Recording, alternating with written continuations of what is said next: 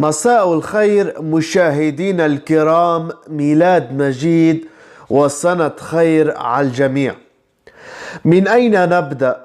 وهل هناك بداية تنصف سان سلفادور وأكابولكو الشرق بناء لقاعدة أنا أمير وأنت أمير فمن يقود هالمعترين؟ بلد العجائب الواقف على كفوف عفاريت السياسة، لعله الطويل في السماء نجمة والقصير في الأرض فجلة.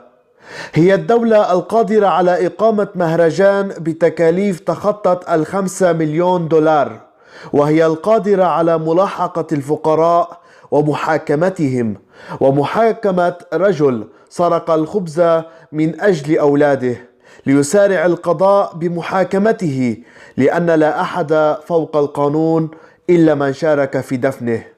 هي القادرة على قمع المتظاهرين، لأن الأملاك العامة تصبح حينها في خطر، لأنها في الأساس بأيد أمينة. هي القادرة على خلق الأكاذيب وخدع الشعب المسلوب من أبسط حقوقه وهي المطالبة بها. هي العاجزة عن تشكيل حكومة، والسبب هو الخلاف في تقسيم السرقات. هي العاجزة عن إنقاذ حياة طفل، لأنه دخيل على حياة لا تعرف إلا نفسها. ملف التربية والتعليم، من المسؤول عن تأخره؟ أسباب ذلك والحلول. ملف المدارس والتعليم الابتدائي، دور لجان الأهل وفعاليتها. حقوق الأساتذة في التعليم الابتدائي أين أصبحت؟ وكيف تتماشى اليوم مع الحركات المطلبية؟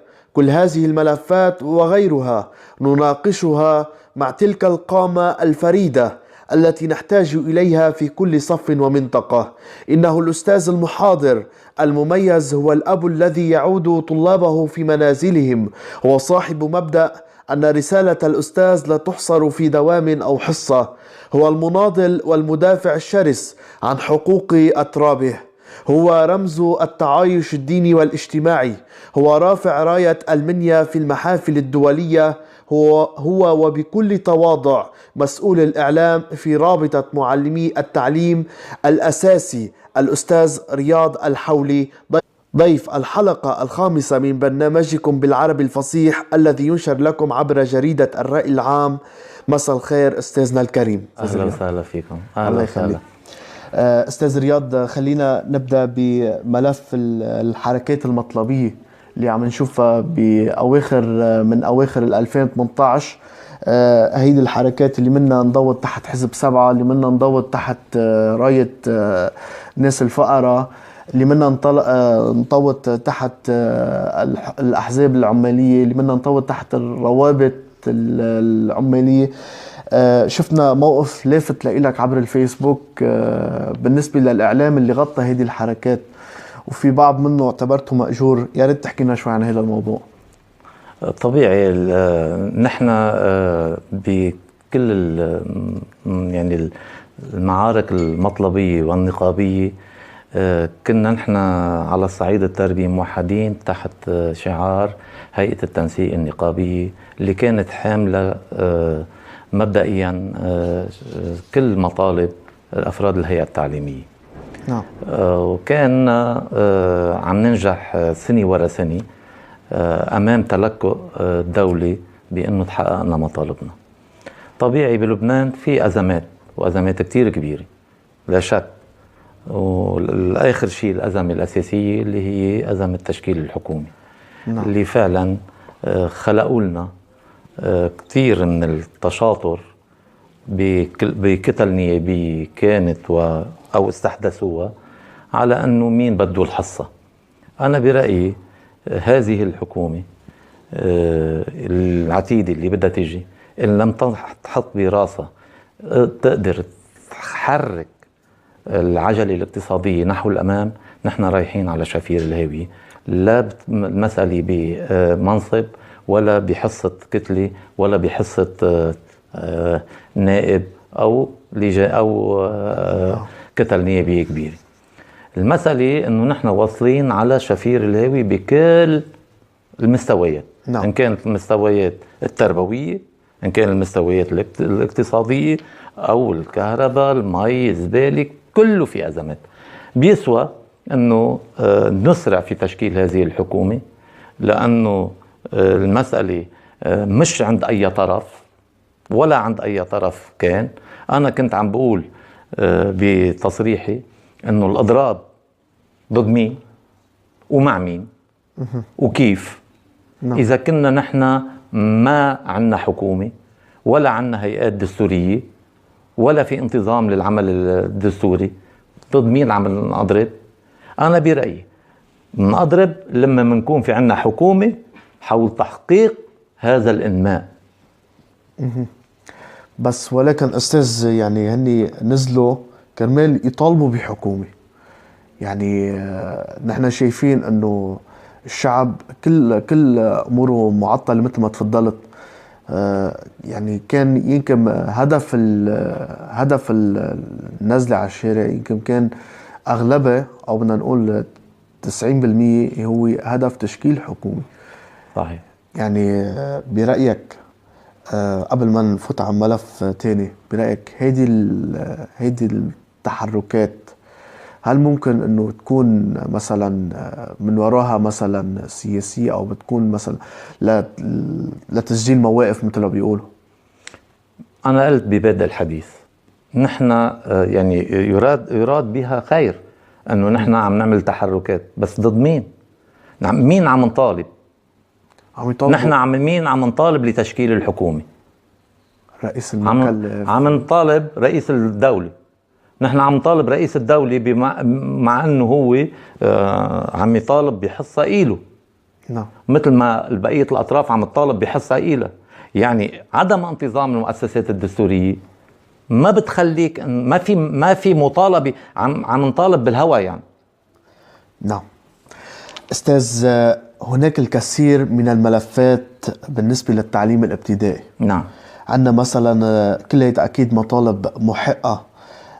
عندنا مثلا ملف استيعاب المتعاقدين وبدعة التعاقد فيك تقول.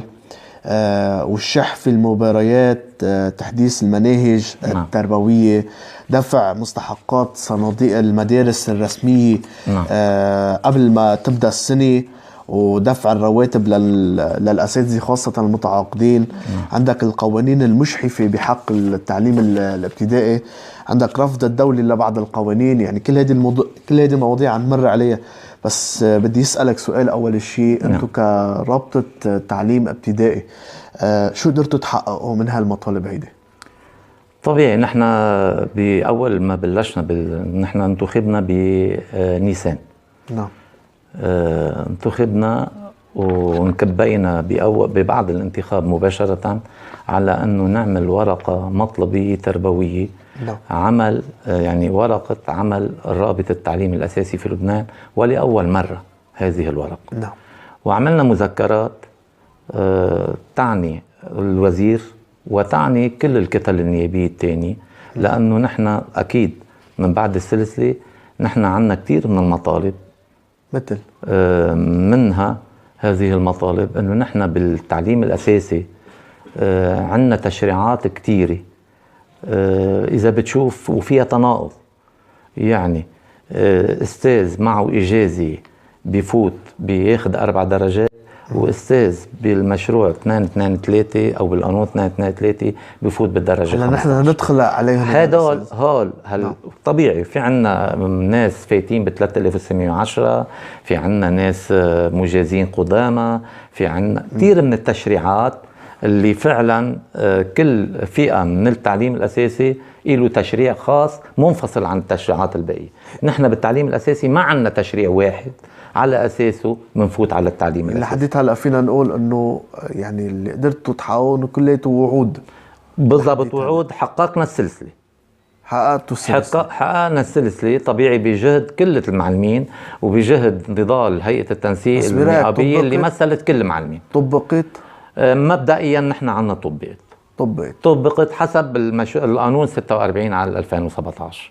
يعني القانون 2017 مع انه في بعض الخلل بالتشريع هو بالمادة 30 اللي ما انصفت زملائنا اللي حملت الاجازات اللي فاتوا على التعليم بقانون 223 واللي بيخولهم يكونوا بالدرجة 15. اجت المادة 30 ما تنصفهم لبل انه صار اللي بفوت على التعليم الاساسي بفوت على الدرجة 9، وهذا عم نناضل بالمستقبل حتى نقدر نخلص منها هذه المسألة، رغم أنه ونقدر نعدل المادة 30. رغم أنه عم نشوف أستاذنا أنه معظم القطاعات اليوم إن كان الثانوي أو إن كان الابتدائي أو إن كان المهني عم نشوف المتعاقدين يوم عن يوم عم بيزيدوا. والسبب هذا الشيء يعني مثلا تخرج الطلاب من الجامعات، نسبة التخرج اللي بتصير سنويا وعم يلتحقوا مثلا بهذا الدومين او عم يلتحقوا بالتعليم.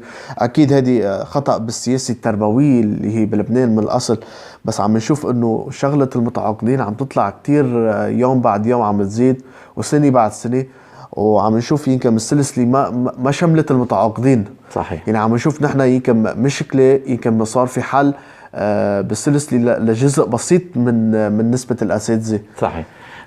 نحن كرابطة لما عم بقول لك انه نحن عملنا برنامج عمل للرابطة، كان المحور الاول يعني تحكي لنا عنه شوي. هو المحور الاول هو موضوع المتعاقدين. نعم. لانه نحن كنا عم نقول عنوان هذا ورقة العمل هو النهوض بالمدرسة الرسمية ضرورة وطنية. نعم. بناء عليه في عنا موضوع المتعاقدين. نعم. نحن موقفنا، وهذا طبيعي الهيئة الإدارية وافقت عليه، نحن موقفنا واضح بيقول أول شيء نعم. تثبيت كافة المتعاقدين في ملاك وزارة التربية على أن يخضعوا إلى دورات تأهيلية. نعم. ويثبتوا من بعد على مبدأ الأقدمية والكفاءة والتحصيل العلمي. لأنه أنت ما بيصير بعد 15 سنة و20 سنة لزملائنا المتعاقدين أنه نقول لهم اتفضلوا في عنا امتحان. نحن كنا عم نقول أي قرار بتقوم فيه الدولة أو أي مشروع بتقوم فيه الدولة لزملائنا المتعاقدين وبيوافقوا عليه، نحن من حيث المبدأ موافقين. نعم. ولكن نحن قرارنا واضح. نعم. تثبيت كافة المتعاقدين الحاليين في ملاك وزارة التربية. نعم. وبعد إخضاعا لدورات تأهيلية. 2 تنظيم مباراة سنوية بعد تثبيتهم. نعم. تثبيت تنظيم مباراة سنوية وبشكل دوري لنشوف ما هو النقص في الهيئة التعليمية.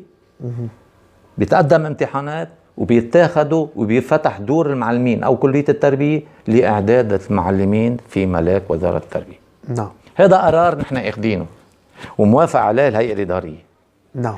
مشان هيك بده إنهاء بضعة التعاقد، لأنه بضعة التعاقد وهن زملائنا المتعاقدين بيعرفوها إنه صايرة بالبزار السياسي. أكيد. أكيد. أنا بعطيك كذا ملاحظة إنه نعم في بعض المواد اللي بتعلمها أستاذ واللي فيها 6 حصص وصلت المسألة إنه بيعلموها 3 أساتذة هاي المادة. يعني العربي مثلا في أستاذ بيعلم قراءة واستظهار، في أستاذ بيعلم قواعد وإنشاء، في أستاذ 3 أساتذة بيعلموا نفس المادة. هذا ناتج على موضوع العمل السياسي داخل المدرسة الرسمية. نعم. يعني المسؤول بيتصل بمدير المدرسة إنه مرة قلنا إياه بساعتين، ما عنا ضبطوا كيف ما كان، بس مهم مروا. هذه المدرسة الرسمية، هذه المدرسة الرسمية ما بتوصل لمحل. نعم. بيفوتوا بلا تأهيل، أول سنة 2 3 بفوت بساعتين، ومن حقه يقول أنا لي الحق أن أتثبت.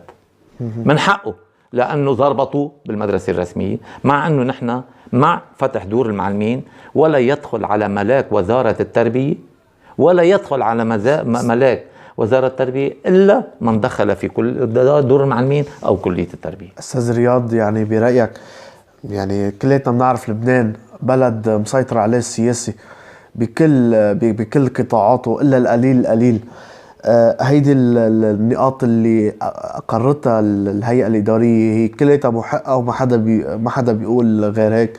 بس برأيك ما لازم يكون في بند قبل هيدي البنود هو تحييد السياسي عن التربية؟ هذا امر صحيح، هذا عم نطالب فيه على طول. يعني هتقدروا مثلا تحققوا هذه المطالب؟ صار السياسي عم تدخل بكل بيت. صار السياسي عم تدخل بكل بيت، مش بالمدرسة بس. موسم تربوي مزدهر للأقطاب السياسيين، كل واحد حسب المنفعة بيقدر يظهر حاله، وهذا لسوء الحظ. المدرسة بحياتها ما كانت بتعطي منفعة إلا لأهلها. نعم. ما بتعطي منفعة إلا لأهلها. نحن بمدارسنا الرسمية، المدرسة الرسمية ما طائفية ولا طبقية. المدرسة الرسمية هي بتضم تجمع كل شيء، كل الطبقة الوسطى والفقيرة. صحيح. فلا بد أن نصنع مدرسة تكون من تضاهي كل المدارس الخاصة اللي عم يدفعوا أهلنا مصاري وتكاليف أنه عم يعلموا أولادهم فيها. ما بيصير. نحن عنا تأم وعنا معلمين كفؤين وأثبتوا كفاءتهم بكل المجال التعليم، ولكن كنا نصطدم بتدخل السياسي وعدم إيجاد خطة تربوية من قبل وزارة التربية للنهوض بالمدرسة الرسمية. طيب. صارت القصة يعني لا دخول التلميذ إلا ما بيفوت بالواسطة، ولا دخول أستاذ إلا بيفوت بالواسطة، ولا مدير إلا ما يفوت بالواسطة. نعم. رغم كل هذه الأمور نحن عم نجرب نطرح المسألة أنه المدرسة الرسمية يجب أن تنهض. صحيح. أستاذ، بدي فوت معك لحتى نطلع من ملف المتعاقدين. المتعاقدين كمان في منهم عم بيصير مثل سمسرة فيهم بالمدارس الخاصة. يعني عم نشوف مثلا بيجيبون لا بيعملوا لهم عقد ولا بيعملوا لهم شيء وبيشغلوهم، مثلا بيقولوا لهم أول 6 شهور ستاج، بعدين هني أول سؤال لإلهم إنه هو بيخضعوا لإلكم ولا إلهم شيء خاص فيهم؟ لا، بالمدارس الخاصة نحن بيبقى هني تابعين لنقابة التعليم الخاص. التعليم الخاص تابعين لنقابة التعليم الخاص، كل الأساتذة بالتعليم الخاص، الابتدائي والثانوي والتكميلي. كل الحلقة الأساسية وكل الحلقة الثانوية تتبع لنقابة التعليم الخاص، مفصولة عنا. طيب أنت كرأي برأيك إنه كمان منا هي مشكلة كمان بحد ذاتها، إنه اليوم الأساتذة كيف منفصلين؟ أنت مع جمع الخاص مع الرسمي؟ أنا مع الرسمي. أنا إذا كنت أنا لا كأساتذة قصدي، يعني كأساتذة نحن طبيعي همومنا غير همومهم. تشجع هذه الفكرة؟ نحن همومنا غير همومهم. دائما طبيعي الهم المطلبي واحد. أكيد. تحصيل يعني تحسين يعني هي عم تلتقوا اثنينكم بالشارع، عم تلتقوا اثنينكم بالقرارات. تحسين وضعنا المعيشي همنا واحد، ولكن هن بيخضعوا لمعايير بما تتناسب، وبيكونوا هن متفقين بكونترا مع المدرسة الخاصة بقوانين تلزمهم فيها المدرسة الخاصة، ونحن طبيعي نخضع لقوانين اللي تلزمنا فيها وزارة التربية وبالحد ذات الدولة. نحن طبيعي نحن مال وهني مال، ولكن بالشغلات المطلبية نحن سوا. مسألة الأجور شو بتحكينا عنها أستاذ؟ طبيعي نحن هلا عم نتنفذ السلسلة عم تتنفذ، يعني القانون 46 على تسليم الرواتب عم بيصير بوقته؟ عم بيصير أكيد بالدولة. يعني نحن بالمعلمين وزارة التربية عم تتسدد الرواتب بأوقاتها، ما في عنا مشاكل فيها. في عنا المشكلة الأساسي اللي موجود عند التعليم الخاص. التعليم الخاص وأرباب المدارس الخاصة ما موافقين من الأساس على موضوع السلسلة. طبيعي، ونحن من زمان كان في عنا وحدة التشريع، هن أصحاب المدارس الخاصة عم يجربوا يفصلوا وحدة التشريع أنه المدرسة الخاصة غير المدرسة الرسمية. طيب أستاذ، شو بتخبرنا شوي عن المشاريع القوانين اللي حكيتوا فيها شوي بالمطالب؟ كمان طلبتوا مثلا في بعض المواد بالقوانين هي مشحفة بحقكم، طلبتوا انه بتعديله. نحن من حيث المبدأ في عنا القانون بالمادة بالقانون السلسلي 46، وانا حكيت السابق معك، في عنا المادة 30. المادة 30 اللي رجع زملائنا، او بالاحرى اللي صار من نحن قديما نضلنا حتى أخذنا هذا القانون وصرنا نقول أنه من يدخل في ملاك وزارة التربية يجب أن يكون معه إجازة. نعم. وبيدخل في الدرجة 15. نعم. اجى القانون 46 بالمادة 30 المجحفة، رد زملائنا أو رد اللي بيفوت بالتعليم الأساسي بيفوت بالدرجة 9. طبيعي هذا إجحاف بحق الأستاذ، لأنه نحن بالتعليم الأساسي بنفوت إجازة، وبالتعليم الثانوي بنفوت بالإجازة. بالتعليم الثانوي بيفوت هلأ بالدرجة 15 حملة إجازة، ونحن بنفوت حملة إجازة بالتعليم الأساسي بالدرجة 9. مع أنه نحن بنعرف تماما أنه في فئة، نحن فئة رابعة وهن فئة ثالثة، بس هذا لا يعني أنه الفارق لازم يكون 6 درجات. أنا مع تطوير مهنة التعليم على أنه يصير من يدخل في التعليم الثانوي أن يدخل ماستر 2 أو ماستر 2 ويفوت بالدرجة 21، وعلى أنه اللي بيدخل بالتعليم الأساسي يدخل بالإجازة وأن يدخل في الدرجة 15. طيب. هذا بيصير نوع من الأنصاف. طيب. بتعديل القانون 46. طيب أستاذ، بدي أسألك سؤال ضمن هذا الدومين كمان. اليوم كل المسؤولين بتلاقيهم بيقولوا لك نحن مع حقوق الأساتذة، نحن يعني يعني أنت بس تشوف الواقع الإعلامي بتلاقي الكل مؤيد، بتلاقي كانوا ولا في شيء، بس يعني بتلاقي قصة توقيع. طيب نحن بنيجي لأرض الواقع بنحس ما في حدا معكم. شو هي الحقيقة بهذا الموضوع؟ الحقيقة أنه حسب شو بيصير، حسب الموسم. إذا الموسم وفير لزعمائنا السياسيين كله معنا. طيب برايك كيف كله معنا. إذا الموسم مش وفير وبالأساس مش وفير، نعم، هني ما بيجيبوا سيرتنا. طيب. أنا إذا هلأ بدك تفوت بموضوع شوي بالمدرسة الرسمية بحد ذاتها، هلا المطلب الأساسي نعم. هو موضوع صناديق المدارس، ويا للأسف نحن بالرابطة ما عم نخلي حدا وما عم نزوره. أمسانة لصرفوا 40% من مخصصات السنة هاي، مع أنه إلنا بالمدارس الرسمية 60% من مخصصات صناديق المدارس لم تصرف. وإذا بلك أنه في مدارس ومدراء مدارس كانوا نعم عم بيتدينوا على وياخدوا سلف من أصحابهم لتسيير أمور المدرسة، لأنه المدرسة ما كان فيها مصاري. طب برأيك شو بيستفادوا السياسيين إذا أخروا توصيل المصاري؟ ما السياسيين، الوضع الاقتصادي العام وميزانية المالية العامة بيعجز. طب الدولة اللي قادرة تدفع 5 مليون دولار السياسيين ما كانوا عم بيحطوا كتف حول أنه ما كان عم بيهمن كتير أنه النهوض بالمدرسة الرسمية من خلال تأمين مخصصات المدرسة الرسمية. كان هذا لا يعنيهم دعم القطاع الخاص. لا، ما فيني أقول هيك حتى ما أظلم. هلا هو في طبيعي أنه التعليم الخاص إله دعم كبير من الدولة، لأنه لو ما في دعم كبير وحط الإذن للتعليم الخاص أكثر من الإذن للتعليم الرسمي كنا نحن بألف خير. أستاذ، حضرتكم زرتوا النائب بهية حريري صحيح بالفترة الأخيرة. صحيح. هل برأيك ستكون زيارة حبر على ورق مثل غيرها، ولا متفائل بالخير؟ نحن تعرف أنه نحن بخطتنا كرابطة بدنا نزور كل الكتل النيابية. نعم. وكتلة تيار المستقبل اللي طبيعي بتحكي باسم الست بهية الحريري، نحن زرناها بعدة مسائل وحنضل نزورها، لأنه الست بهية كانت وزيرة التربية قبل. نعم.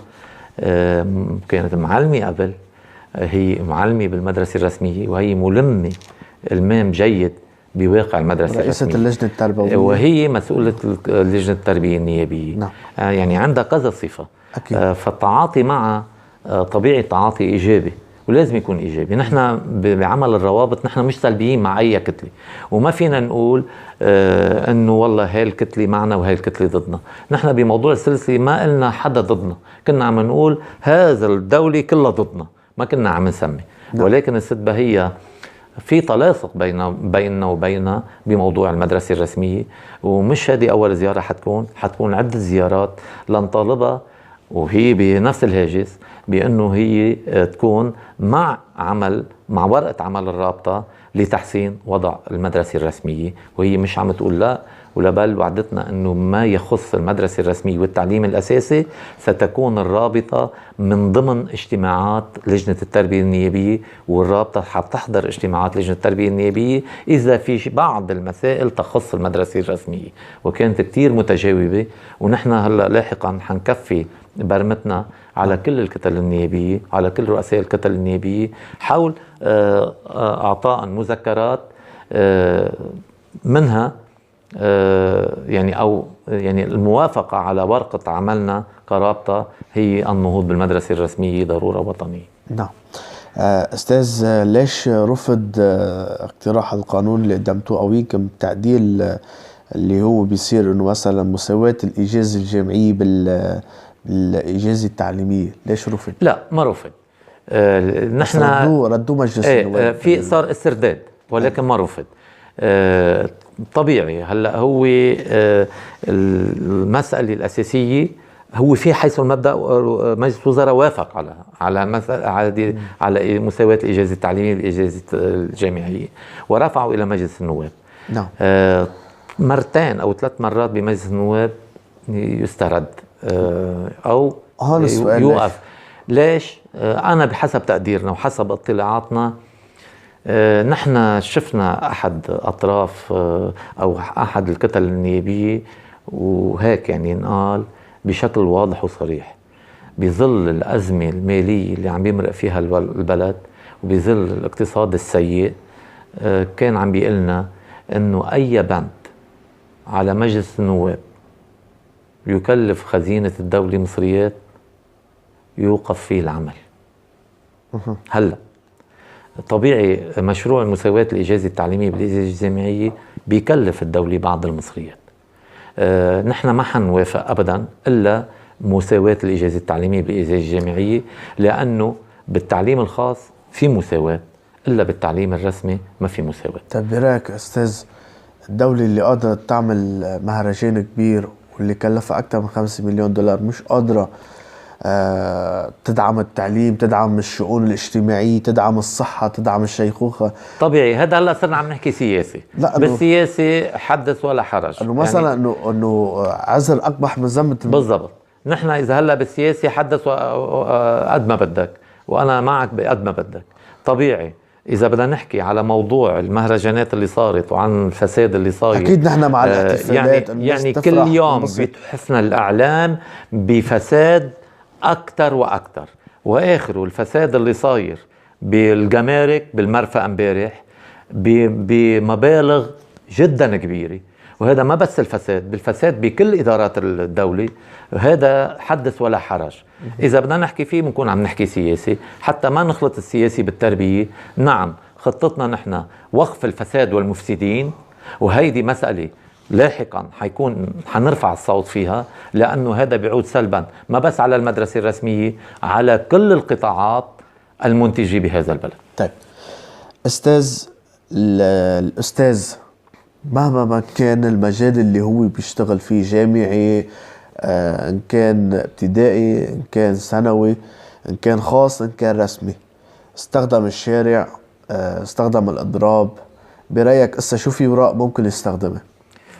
الإضراب نحن يعني التعبير عن الرأي والإضراب هذا حق بيكفله الدستور. نعم. نحن ولا مرة خلفنا الدستور، يعني نحن كمعلمين وبالتحديد كهيئة تنسيق. نعم. نحن ضربنا شهر وأسبوع. نعم. وتظاهرنا عشرات المرات لبل مئات المرات، ولا مرة بمظاهرة من المظاهرات صار في ضربة كف. أكيد. ولا جربنا ولا مرة نقدر نتعدى على الأملاك العامة. نعم. ولا مرة كنا نهين طبقتنا السياسية اللي ممكن قد ما بدك فينا نحكي عليها، بس كهيئة تنسيق وكمعلمين ولا مرة جربنا نهين الناس أو يلفظ منا كلام غير لائق. كنا نحن عاملين حلقة نقابية رائدة بين أنه الطالب بحقوقها وترفع مطالبها بشكل جدا ديمقراطي وما بس وأخلاقي ومنضبط بشكل كتير كتير جيد. بس هذا الإضراب نحن الدستور بيكفلنا، يعني حافظ لنا حقنا فيه. مشان هيك ولا مرة نحن كنا لأنه ما بيصير إنه أستاذ جيعان وبده يعلم، ولا حدا يفكر. الأستاذ إذا ما شبع وشبع أهل بيته وقدر عاش حياة كريمة، ما بيقدر ولا بشكل من الأشكال أنه يوصل المعلومة اللي براسه إلى التلميذ. بيسوى أبدا نأمن له حياة كريمة للأستاذ، لأنه نحن عم نشتغل بقطاع غير كل القطاعات. نحن عم نشتغل بالناس، بالعالم، بالأطفال. إذا كنا نحن ما عم نعيش بكرامة، كيف بدنا نعلم الكرامة؟ إذا ما بنقدر نحن ناكل، كيف بدنا نعلمه إنه هو يحصل حقه؟ إذا نحن ما بنشتغل بشكل ديمقراطي، كيف بدنا نعلمه الديمقراطية؟ كل هذه الأمور بيسوى إنه نحن نضوي عليها ونقول إنه الأستاذ هو محور العملية التعلمية.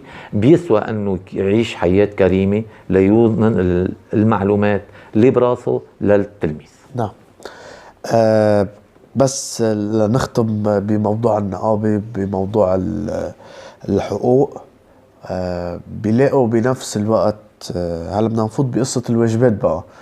بس قبل ما نختم بالحقوق، الرسالة اللي بتحسها لازم توصل للأساتذة بهالأعياد الكريمة، شو يعني؟ طبيعي. هلا هو نحن من حيث المبدأ رسالتنا نحن من الأساس، نحن صحيح ممثلين للمعلمين، صحيح عم نناضل قدامهم وهذا واجبنا، وصحيح هني ناضلوا، بس طبيعي بعد ما حققنا مطالبنا المادية بشكل أساسي.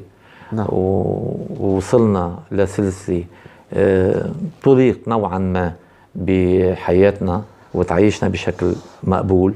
بيسوى انه نقول هلأ بلش الجد.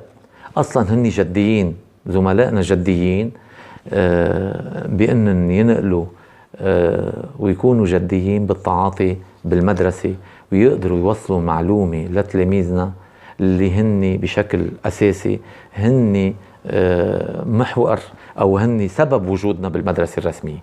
أنا بطلب من كل الأساتذة، نعم بيسوى بقى ما ننطر المفتشين ولا ننطر الدولة حتى تفوتنا على الصف. فوتوا يا أخواننا على الصف، أولادنا أحق لإلنا أنه نحن نعلمهم. هذه المدرسة مدرسة الفقراء والمساكين، ونحن أولاد فقراء ومساكين، لازم نحن نعلمهم، لازم يصيروا، لازم نخليهم يوصلوا لأعلى المراكز.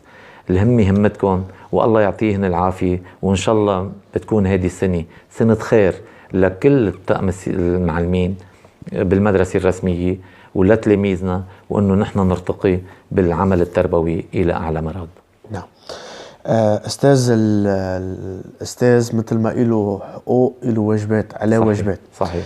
اليوم ليش الأساتذة، يعني أكيد ما بنشملهم كلياتهم، بعض الأساتذة خلينا نقول هيك أحسن، ليش بعض الأساتذة ما بيكونوا مثل الأستاذ رياض الحولي؟ ما كتير يعني. هلا كمان أنا في عندي بعض المشاكل، لا بس حتى لنكون منصفين. قليل اليوم لنشوف حتى أستاذ نكون نحن بتابع تلميذه مثلا. يعني إذا بننطلق من قولك الشهير اللي بدلك تردده على طول قدام زوارك وبمجلسك، بتقول إنه الأستاذ مهمة الأستاذ ما بتنحصر بحصة أو بيوم أو بعام دراسي.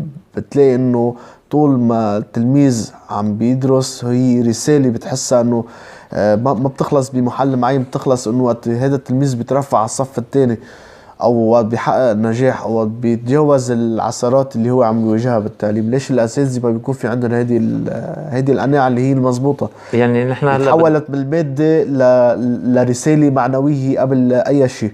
طبيعي. أول شيء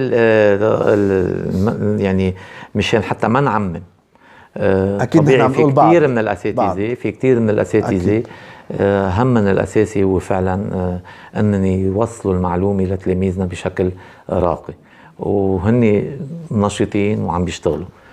طبيعي ما بيخلى الأمر، هذا ناتج على أنه ليك العلم دون ثقافة لا يسوى شيء. نعم. بالأساس نحن يعني أنا بدي أحكي على صعيد المني، كونه أنا ابن المني وكونه أنا بعلم بالمني. نعم. أنا بشتغل بالشأن العام، وأنا بقول أنا ربيت بالمدرسة الرسمية وتعلمت بالمدرسة الرسمية، وأنا عشت بالمدرسة الرسمية. بناء عليه اللي كنا عم نتربى عليه وكان في عجز إنه نحن نشوفه، أنا قلت لازم أنا بس أصير أستاذ لازم أعمله. طبيعي نحن بنقول لا ينتهي الدوام الأستاذ عند انتهاء الدوام الرسمي. الأستاذ هاسه الأساسي إنه أن يبتكر العمل الجيد بالنهوض بالمدرسة وبالتلاميذ. نعم. طبيعي أنا يمكن صار لي 25 سنة أو 30 سنة بركض على تلاميذي بالليالي، تلاميذي الشهادات بالليالي. هذا ناتج على أنه أنا الدافع الأساسي أنا بدي أبقى بهالأرض. يعني مثلا إنه ما حدا بيراقبك، ما حدا مثلا إنه مثلا جابرك على هذا الموضوع. يعني هي أكيد شغلة قناعة منك شخصية، يعني برأيك بوسط هذا الجو الأحباط، بوسط هذا الجو اللي عم نشوفه اليوم بالتعليم لورا شوي بالنسبة بالابتدائي خصوصا، ما بيشكل لك حالة يأس بهذا الموضوع؟ ولا أنا ولا مرة يأس. أنا أنا ما فيني أتخاول كسلان. أنا دائما بحب الشاطر. أنا واللي بيحب الشاطر ما بييأس. نعم. أنا برأيي الكسلان هو اللي بيأس. نعم. هو اللي ما بيقدر إنه يقدر يواجه. نعم. أنا بتمنى إنه كل زملائي يحذوا حذوة، وبدعيهم بالمشاركة أنا وياهم، مش إنه أنا أكون السباق بهذه المسألة. بتمنى إنه كل الأساتذة المني باختصاصات مختلفة. كنت أنا عم بطرح، ومن زمان كنت عم بطرح هذا الشعار. نعم. إنه أنا بعلم صف البريفي بشكل أساسي، يعني إنه كان عندنا 400-500 تلميذ بيقدموا على البريفي. نحن عندنا بالمني كل الاختصاصات. كنا عم بطرح إنه يا ريت فينا نعمل مجموعات من الأساتذة فيها كل الاختصاصات، ومندور على كل الأحياء ودون مقابل كل الأحياء اللي موجودة بالمني، ونعلم أولادنا ببيوتها، لأنه هيدا بيقرب والتخالط بين بعضنا، وبيقرب إنه فعلا نحن ما بيقدر حدا يلغي التاني. يعني أنا بقول لك إنه أنا رياض الحولي فايت كل الأحياء بالمني، وكل الأحياء بتعرفني، وكل بيوت بتعرفني. هذا التخالط هو سبب أساسي إنه أنا ما بفكر ولا مرة، ولا بيجي على راسي ولا مرة هيدا مسلم وهيدا مسيحي. نعم. نتيجة إنه أنا صرت عن قريب على كل الناس، وهيدا على صعيد العائلات كمان هذه بتصير. نعم. إنه لو كان ابن فلان أو ابن علتان، أنت شخص إنه ابن فلان راح لعند ابن فلان يعلمه ببيته.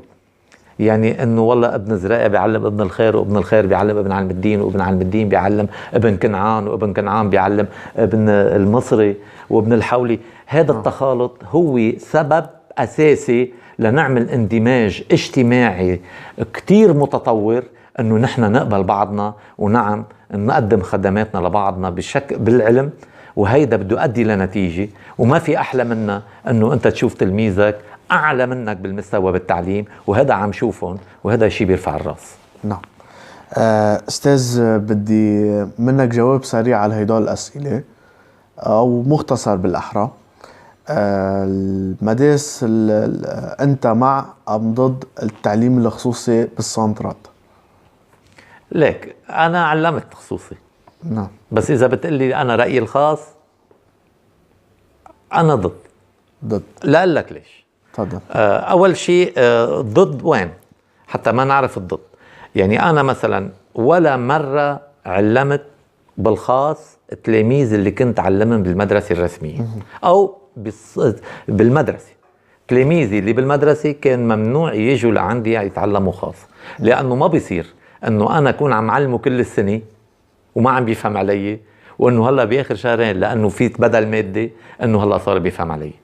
انا كنت هيك اقول. هلا بتقلي انه انا ضد التعليم الخاص، بكون انا عم بظلم، لانه في بمدارس تانية في تلاميذ بحاجه انه يتعلموا خاص. نعم. هلا لا اقول انه انا لا ضد، لا ماني ضد انه التلميذ اللي عم يتعلم مدرسه تانية وبحاجه انه يتعلم خاص لازم نحن نعلمه. هلا طبيعي انه والله ابن الفقير ما لازم نعلمه، بلا انا بعلمه لابن الفقير. نعم. وبالخاص ويمكن ما ياخذ بدل، بس انه اللي مقتدر انه يدفع لي بدل وانا عم علمه خاص ما في مشكله. بس انه انا علم تلاميذي اللي بعلمهم بالمدرسه علمهم خاص، انا ضده. بس استاذ اليوم عم نشوف انه صارت شغله مثل هاجس اسمه اذا ما علمت ابني عند الاستاذ الخصوصي منها ينجح بالبريفي مثلا. هذا مساله رفع المسؤوليه. الاهل بيعملوا رفع مسؤوليه فايتين فيها هلا بالتربيه. طبيعي. هذا الاهل عاملين رفع مسؤوليه. انا حقول لك وهذه عم بتصير، وهذه عم بتصير معي انا. نعم. انه والله الاهل شو بدهم ابنهم ينجح، عم بيكونوا حاطينه بمدرسه خاصه مش بمدرسه رسميه. صحيح. وانه هو ما بيعرف وما بيقدر يعلم ابنه. صحيح. بيقول بحطه بمدرسه عند استاذ خاص لحتى رفع مسؤوليه، انه والله انا علمته. بس هذا لا يعني انه هو غير مسؤول. نعم. لانه المسؤوليه اذا بدنا نوزعها بشكل مضبوط، ليك التعليم حلقه متكامله. نعم. المدرسه والاستاذ والتلميذ والاهل والإدارة. أي فقدان لأي سلسلة من هذه السلاسل تفرط السلسلة. أكيد. يعني أنا ما فيني أعمل تلميذ بدون أهل. أكيد. ولا فيني أعمل مدرسة بدون تلميذ، ولا فيني أعمل مدرسة بدون أستاذ، ولا فيني أعمل مدرسة بدون إدارة. نعم. كل هذه المسائل مترابطة ببعضها. نعم. نحن إلى حد ما أهلنا بالمدرسة الرسمية ما ياخذوني مستقيلين من أنن ياخذوا دورا بالمدرسة الرسمية. بالمقابل نفس الأهل واللي إني أهل مني بالمدرسة الخاصة لما ندفع مصريات بيكونوا غير مستقيلين. وهذه مشكلتنا، مشكلة المشاكل. هلا الأساتذة اللي شوي عم تبين ومنن أنا والله أنه أنا عم بشتغل شوي زيادة، أنا عم باخذ دوري ودور الأهل، وهيدا مش صحيح من حيث المبدأ. أنا لو الأهل اخذين دورا يمكن أنا ما كنت بروح على البيت، لو الأهل اخذين دورا يمكن أنا ما كنت بشد أكتر. بيسوى أنا والأهل والمجتمع والإدارة والمدرسة تاخذ الدور حتى نخلق تلميذ ناجح.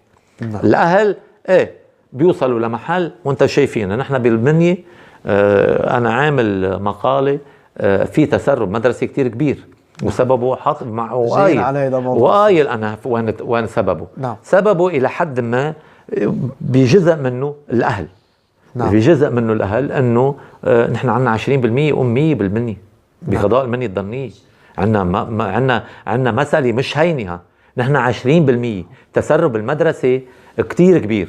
يعني أنا بقول لك أنه بالمدرسة الرسمية بتلاقي بصف الأول أو بصف الثاني والثالث والرابع بنلاقي في 20 شاب. طيب. صبي بيوصلوا لعندي على البريفيت 3 صبيان. نحن شبابنا بالمنية ما عم بيتعلموا. بالإضافة بناتنا الطبيعي عم يتعلموا البنت، لأنه البنت بتحس أنه ما في عندها تأمين مستقبل، بتقول أنا بدل بالمدرسة حسب خبرتك لحتى الله يفرجها. نعم. حسب خبرتك أستاذ بتوافق هذه الأسباب اللي حطوها؟ يعني هلأ فتنا بالتسرب المدرسي وفتنا بهذا الموضوع، بتوافق في بعض الدراسات قالت أنه بعد ما أخذوا يعني اطلاعات للآراء واستطلاع للمدراء حطوا من أسباب التسرب اليوم المدارس الرسمية عم نحكي كمرحلة ابتدائية التجهيزات اللي عندها مش كل هالقد قادرة أنه مثلا تستوعب الطلاب مع التطور اللي نحن عم نشهده، أو بالأحرى أنه تكون هي يعني جاهزة لتستقبل هدول الطلاب. عم نحكي على صعيد طرابلس، المنية، الضرنية، عكار، عم نحكي على صعيد الشمال. يعني سبب تاني في بعض المدارس عم تاخد لغة عربية شوي قوية بالبداية وعم بتكون اللغة الأجنبية شوي عم تنمهل، فعم بيواجه التلميذ بمرحلة معينة بالابتدائي صعوبة مع اللغة الأجنبية، وعم بيصير في نفور بهذا الموضوع. وكمان قالوا من أحد الأسباب أنه غياب الأهل عن الطلاب، وفي بعض الأسباب كمان قالوا اختفاء دعم الدولة لقطاع التعليم. وعم نلاحظ كمان انه نسبة دعم البحوث العلمية عم توصل ل 3% او 1%. يعني في اسباب اسا غير هدول، وشو تعليقك على هدول الاسباب؟ طبيعي هذا مش جديد. اول شيء قصة دعم المدرسة الرسمية بالتجهيزات من قبل الدولة، هذا مش جديد، انه الدولة ما كتير بتدعم. والتجهيزات عنا ايه طبيعي، تجهيزاتنا كتير بسيطة. نحن بالمدرسة الرسمية اذا بقول لك او هذه بالمنية بشكل عام، ما بدي كتير يعني عمم، بس نعم في مدارس عنا ما فيها مختبرات. في عنا مدارس مثلا طيب شو برأيك بحيث المبدأ ليش مثلا أنا بعطيك مدرسة مثلا النبي يوشع. نعم. أنا في عندي صف 16 متر مربع، في 16 تلميذ أو 13 تلميذ أو 14 تلميذ. الأستاذ مصلوب على اللوح، مش هو على اللوح، مصلوب لأنه ما بيقدر يتحرك على اللوح وما في يقعد أصلا. هذا مدرسة النبي يوشع. بالوقت ذاته أنه ما في استحداث مدارس نموذجية بالمني. عندنا مدرسة نموذجية وحدة، ما عندنا غيرها حسب المواصفات، اللي هي مدرسة المقالة. وبقية المدارس هي أبنية يا بناء ملزق تلزيق، كان بناء سكني، يا اخدينه من الأوقاف، يا من مستأجر من أبنية، يعني سكن، أبنية سكنية وعاملين مدارس. الدولة ما عم تجهز، ما عم تجهز، أكيد ما عم تجهز، ما عم ترفض للمدرسة الرسمية أي تجهيز. يعني أنا بقول لك نادرا نادرا، ما بس المختبرات، نادرا لنشوف بنك جديد بقلب المدرسة. طب هذا ناتج. مين ممكن يطالب فيها لهيدي الأمور؟ هلا هذه المسألة يعني أنا إذا بدي أحكيك فيها، بيبقى السلطات المحلية هي اللي إلها الدور الأساسي بالتكاتف مع إدارات المدارس ومع نائب المنطقة. إذا بدنا نحكي بالمني يعني مع نائب المنطقة، أن يألفوا خلية ناشطة حول المطالبة بحقوق كافة المدارس. لأنه حتى المدرسة النموذجية اللي عم بقول لك عنها، نعم هي بحاجة لكتير من التجهيزات. طيب. نعم نحن بالمنية يعني فيني أقول لك بالموضوع التربوي نحن منطقة نائية، نحن ما عم بيجينا من الدولة ولا شيء. نعم. مشان هيك بده تكاتف، كلنا مسؤولين، الإدارة مسؤولة، أساتذة المنطقة مسؤولين، السلطات المحلية البلدية المنتخبة بشكل منتخبة من الناس مسؤولة، نايبنا مسؤول، أيا يكون النايب وأيا يكون رئيس البلدية. نحن لازم تتشكل خلية ناشطة بأنه طالب المسؤولين بالسلطة وبوزارة التربية بشكل أساسي أنه نحن يأمنوا لنا التجهيزات على كافة الأصعدة. لأنه أنا بقول لك لا في استقرار للمدرسة الرسمية، ما عنا استقرار للأساتذة. لأنه أنا بقول لك الأستاذ غير مستقر، مع أنه نحن بوضع أخذنا مطالبنا، بس ما في استقرار. لأنه دغري بتلعب السياسي فينا، أستاذ بيكون هون بيصير هون.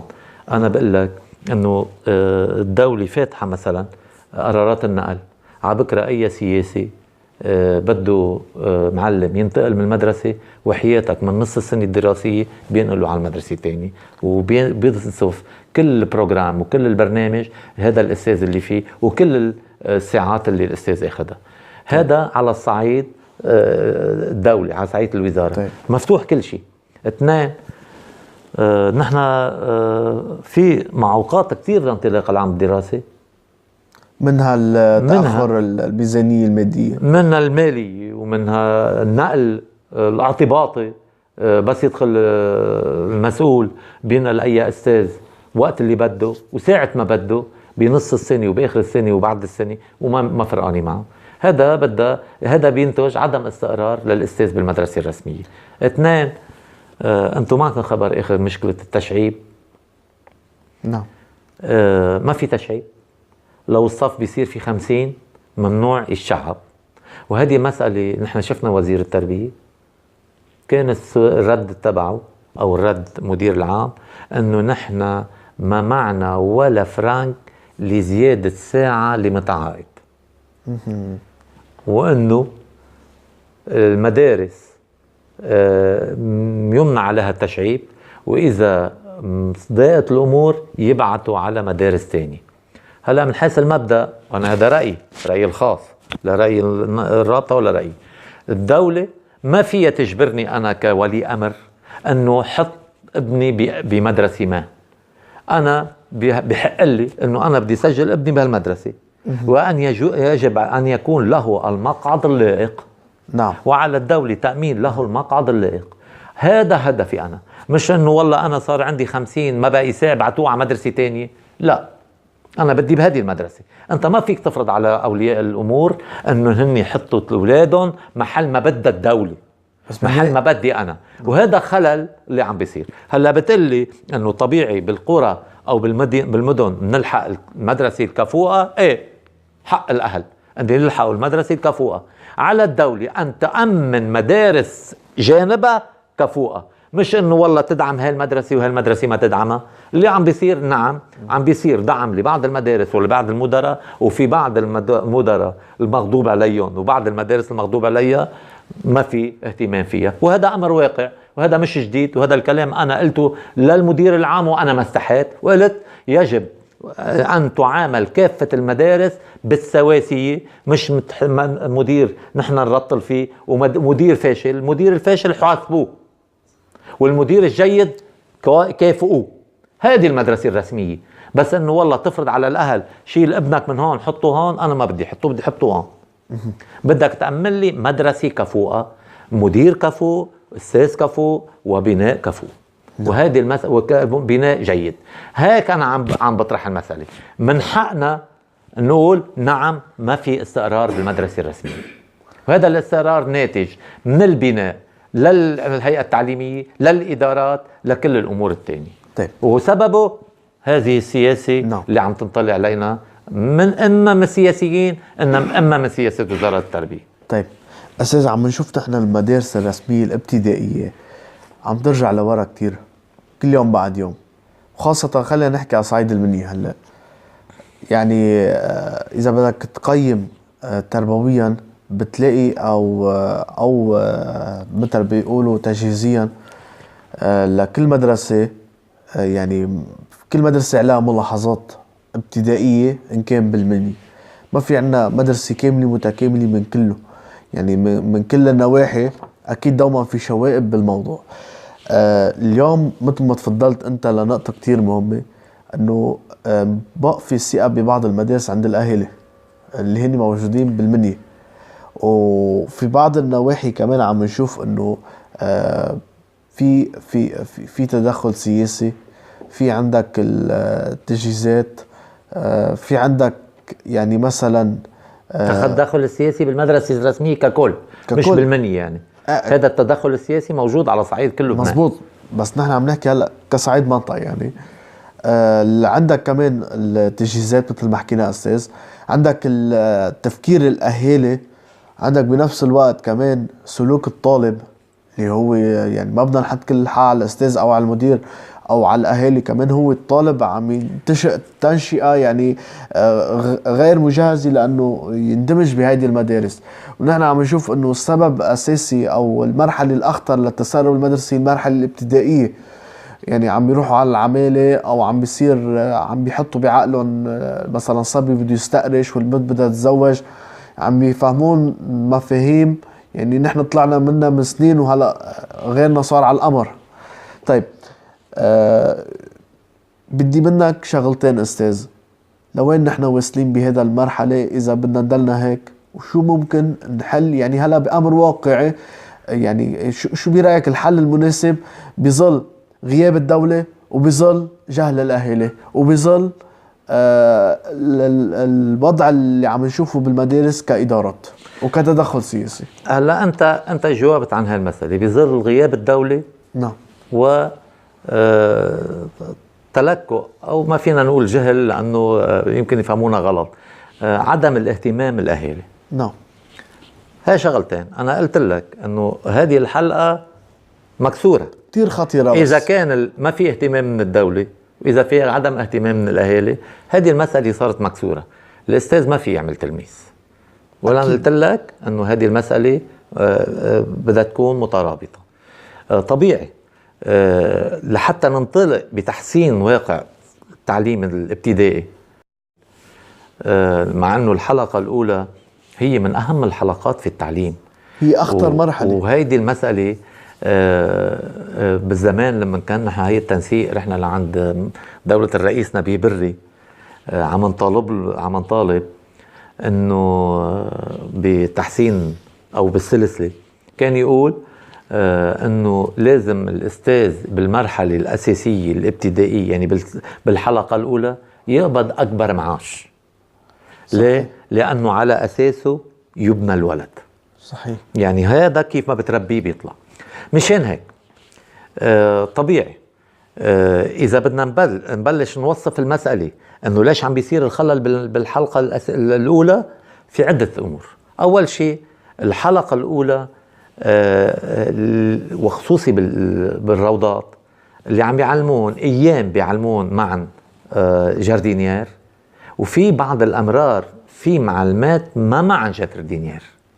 اثنين، الحلقة الأولى دائما يعني بالمفهوم العام أنه حلقة ما فيها كتير شغل، مننقي الأستاذ اللي ما كتير إله مروي. بس هذا المسألة غلط.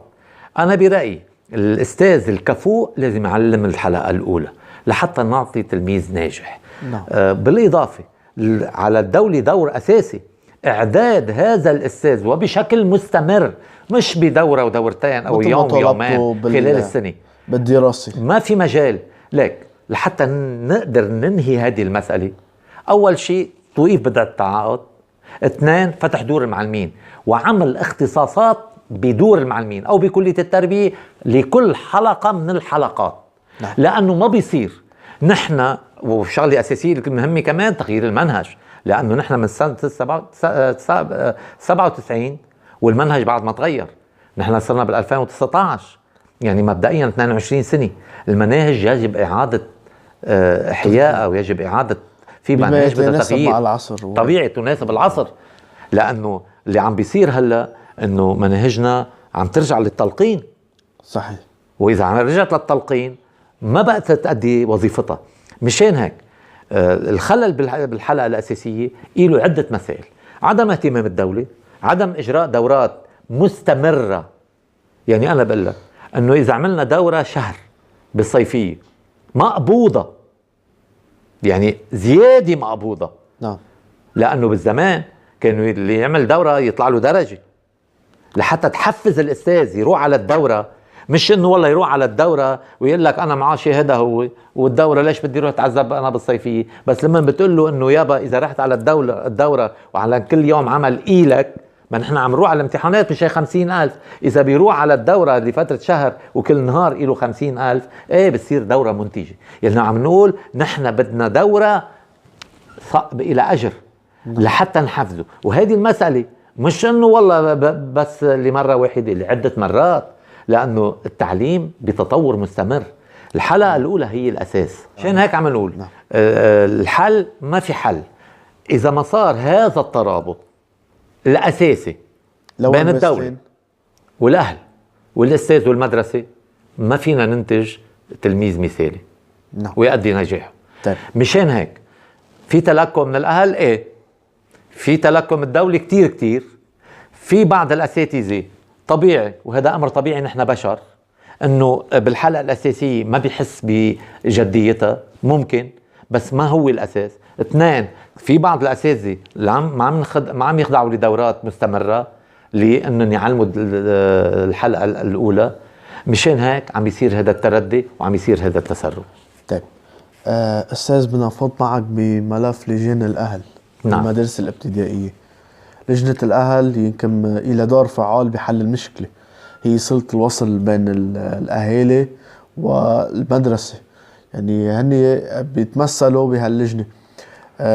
طبعا عم تتشكل لجان، يعني عم نشوف لجان مثلا ضمن المدارس، في بعض منها ما بنعرف امتى انتخبت، في بعض منها غير مفعلة، في بعض منها مجرد امضاء. يعني ما عم نشوف لجان اهل مفعله بالمدارس الابتدائيه. برايك هل من مصلحه المدير انه ما يفعلها، او هي على الفطره مثل ما أنا مفعله، او برايك ما انه مجهز كادر اهالي مناسبين لحتى يفعلوها؟ ما بدنا نحمل المدراء زياده عن اللازم. نعم.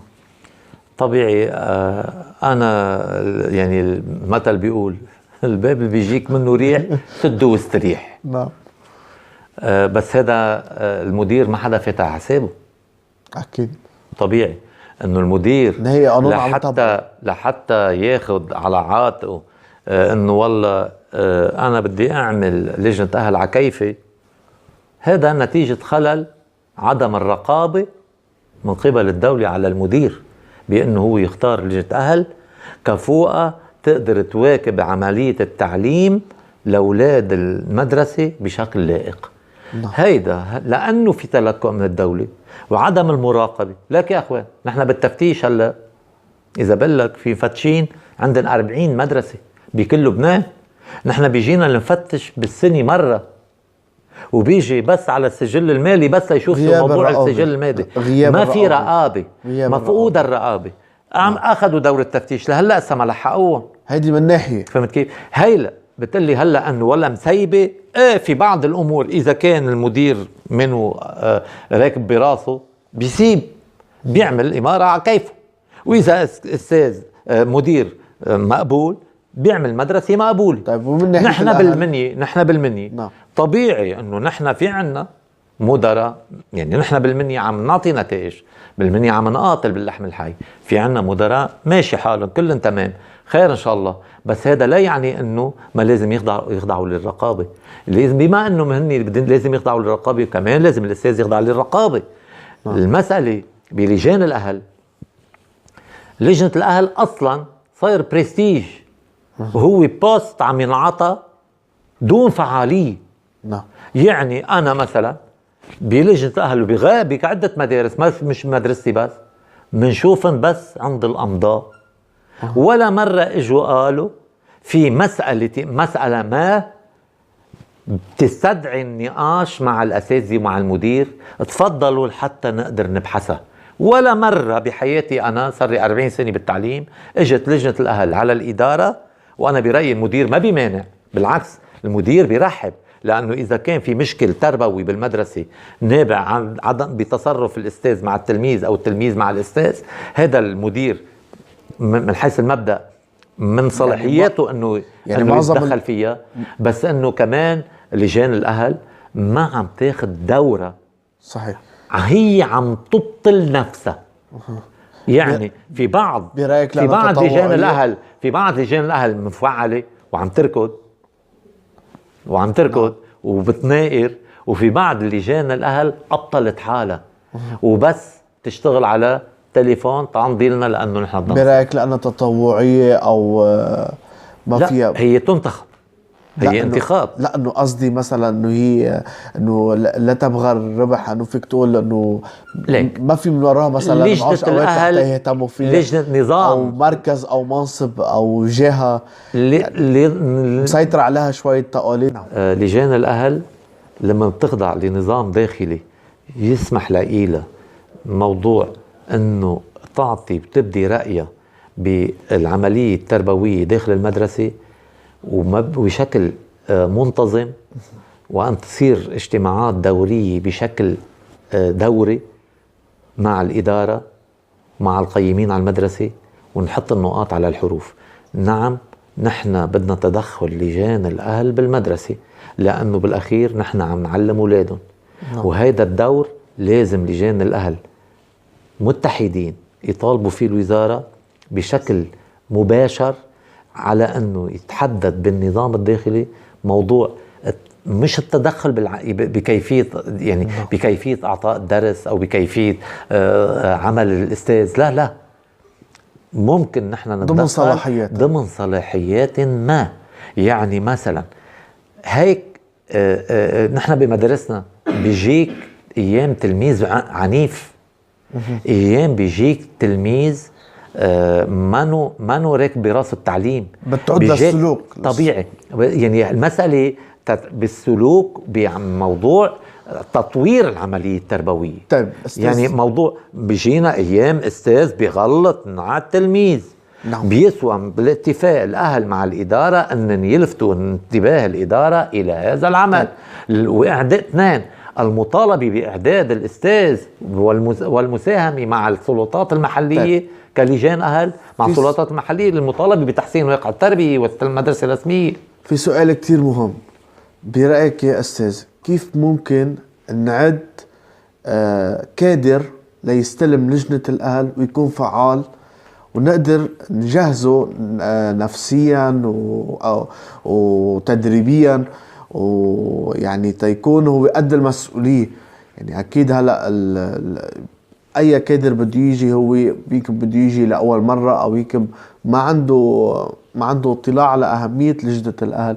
شو برأيك ممكن نعمل على هذا الصعيد لحتى نجهز هذا الكادر لحتى يقدر يستلم مهامه ويكون قدها؟ يعني ليك المدرسة الرسمية هلا مش محطة ثقة الأهالي، ولما بتكون المدرسة الرسمية مش محطة ثقة بتصير تنتج لجان أهل غير مبالية.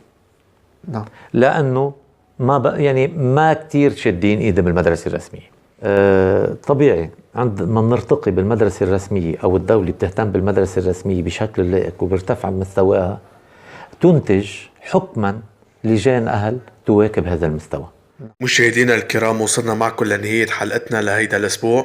بنتشكر الأستاذ رياض حولي على هيدي المقابلة، وأيضا بنتشكركم على حسن إصغائكم لإلنا، ونتمنى نشوفكم بأسبوع جاي مع شخصية جديدة وحلقة جديدة. تصبحوا على ألف خير.